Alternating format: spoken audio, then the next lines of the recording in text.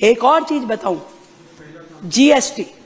GST में पहली बार सालों बाद दिल्ली के व्यापारियों को अपना जीएसटी रिफंड जो है विद इन टाइम फ्रेम मिला, विद इन टाइम फ्रेम।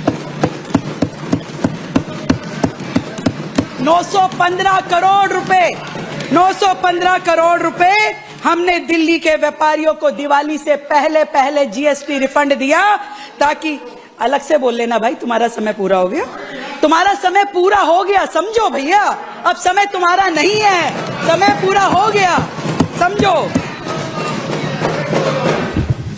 मैं तो इतनी बात कहना चाहती हूं कि जिंदगी की असली उड़ान अभी बाकी है, जिंदगी के कई इम्तिहान अभी बाकी हैं, अभी तो नापी है मुट्ठी भर जमीन हमने, अभी तो सारा आसमान बाकी है।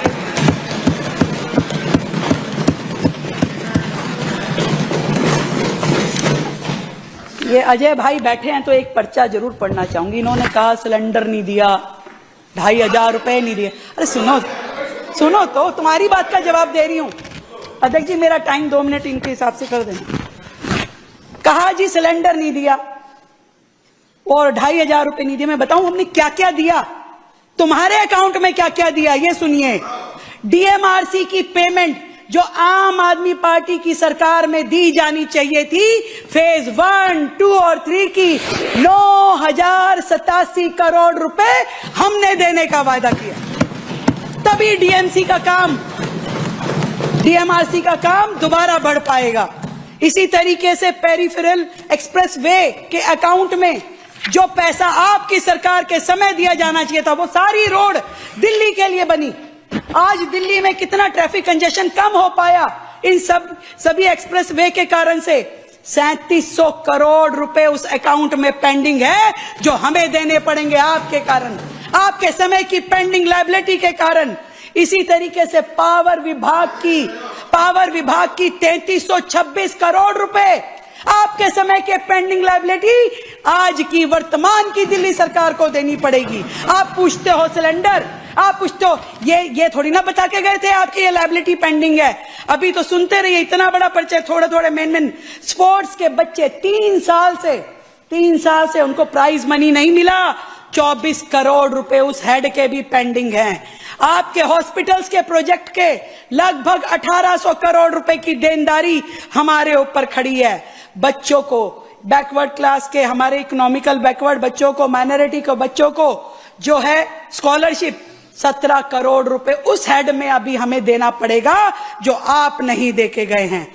ऐसे ही आरआरटीएस के अकाउंट में 250 करोड़ रुपए जो आपको देने थे, आपने नहीं दिए, हमें देने पड़ेंगे।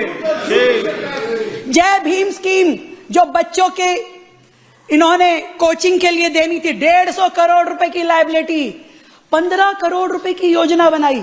आज इतने सारे कोचिंग सेंटर खड़े हुए, 150 करोड़ रुपए मांग रहे हैं भाई, कह रहे 150 करोड़ हम भी हैं। पता नहीं कौन कौन इनके साथ में मिली भगत में था। 150 करोड़ रुपए की लायबिलिटी सरकार पे खड़ी हुई है।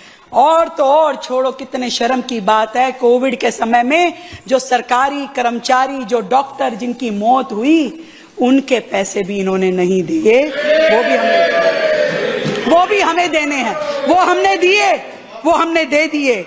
ऐसी ये सारी लायबिलिटीज इनको चुकाने में लगे भाई। मिलेगा, सिलेंडर भी मिलेगा, 2500 रुपए भी मिलेगा, चिंता मत कीजिए।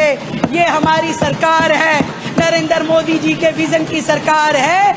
एक एक शब्द जो कहा है उसे पूरा करेंगे और उस पैसे को हम देंगे। आप लोग क्या जानो मिल करके काम करना क्या होता है, एजेंसीज को आप में इकट्ठे मिल करके चलाना क्या होता है। इस पूरी की पूरी सरकार में आपने टकराव को अपनी रणनीति बनाया, अराजकता को आपने राजनीति बनाया। आपने कब काम करने की कोशिश करी? आपको तो केंद्र सरकार से भी यदि कोई सब्सिडी आती थी, कोई ग्रांट आती थी तो आप वापस भेज देते थे कि कहीं केंद्र सरकार का नाम ना हो जाए। मैं आपसे पूछना चाहती हूं, आपके उन नेता से पूछना चाहती हूं कि ये कोई आपके बेटे की शादी में आया लिफाफा नहीं था कि 1 रुपया रखा और बाकी वापस दे दिया। ये दिल्ली सरकार का पैसा था, ये दिल्ली की जनता के हक का पैसा था जिसको आपने लौटा दिया और दिल्ली का विकास कार्य रुक गए। शर्म आनी चाहिए आपको। दिल्ली के हक का पैसा आपने दिल्ली में पहुंचने नहीं दिया, जिसको आज हम अलग अलग मदों में दिल्ली के लिए लेके आ रहे हैं। आज हम कभी डीडीए के साथ बैठ के master plan, circle rate revision करते हैं, लैंड मैनेजमेंट पब्लिक यूटिलिटी के लिए करते हैं, तो कभी हम एमसीडी को उसकी जरूरतों के लिए ग्रांट देते हैं, एक्स्ट्रा ग्रांट। अभी भी 500 करोड़ हमने दिया। हमने उनको 70 MRS मशीन और 1000 लीटर पिकर मशीनों को लेने के लिए 2300 करोड़ रुपए की सब्सिडी दी।